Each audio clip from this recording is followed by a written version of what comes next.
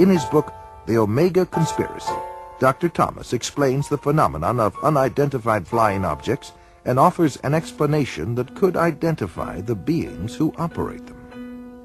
As incredible as his explanation may sound, let us regard the ancient saying of Heraclitus, who 500 years before Christ said, "Because it is sometimes so unbelievable, the truth escapes becoming known."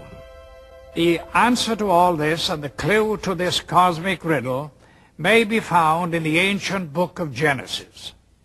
And back there in chapter 6, we are told of a very amazing and bizarre event. The sons of God saw the daughters of men and saw that they were beautiful, and they lusted after them. And then we read they married them and sired children from them.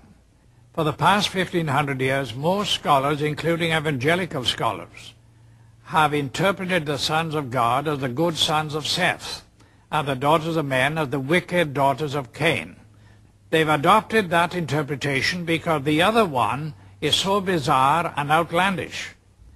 The ancient interpretation, and in my opinion the correct one, is that the sons of God were demonic beings or fallen angels, and that they came down to earth, they lusted after the daughters of men, they married them, and produced this amazing progeny, this hybrid progeny of the Nephilim.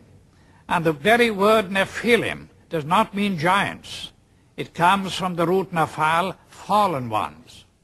The early Christian fathers in the first 4 centuries, men like Irenaeus, Tertullian, Ambrose, for 400 years they knew no other interpretation except that the sons of God were angelic beings. Josephus, the cosmopolitan Jewish historian, says the same thing. We read in the book of Job that when God laid the foundation of the earth, the sons of God shouted for joy. Obviously, the sons of God could not be human beings. Adam had not been created. If this was a case of just mixed marriages between good men and wicked women, it is surprising that God should have issued the fire of judgment that he did.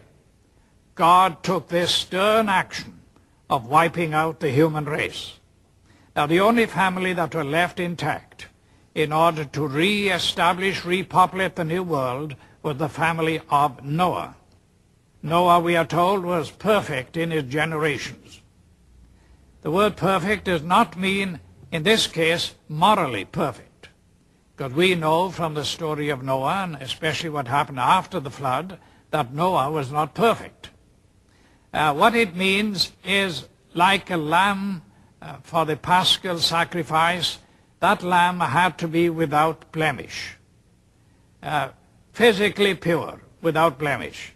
So it seems was the case of Noah, the only family that remained uncontaminated from these strange beings that appeared from space. The only line that was pure and clean from God's standpoint to start a new world and a new civilization. Jesus said, "As in the days of Noah, so in the days of the coming of the Son of Man." Of all the patriarchs and prophets of the Old Testament, the key to prophecy above all others is Noah. And something happened in the days of Noah that was a distinctive characteristic of Noah's time that didn't happen before or after. Wars and famines and pestilences and natural disasters have always happened. But something happened in the days of Noah, and the most sinister and bizarre of all the things that happened was this intermarriage between the angelic race and the human race. And of course the mastermind behind it all was another angel, a fallen angel, Lucifer. Now we believe that as they came in those days, we may very well be on the edge of another invasion from outer space, that Satan will once again make another attempt, maybe the final assault on the human race, in order to wean men and women away from the worship of God. He has tried before, he will inevitably try again. And by seducing the human race, by sending these so-called entities from space, demonic beings, he will try to get people all over the world to worship him and to deprive God of the worship that is due to him. Fortunately, we know what the end result is going to be.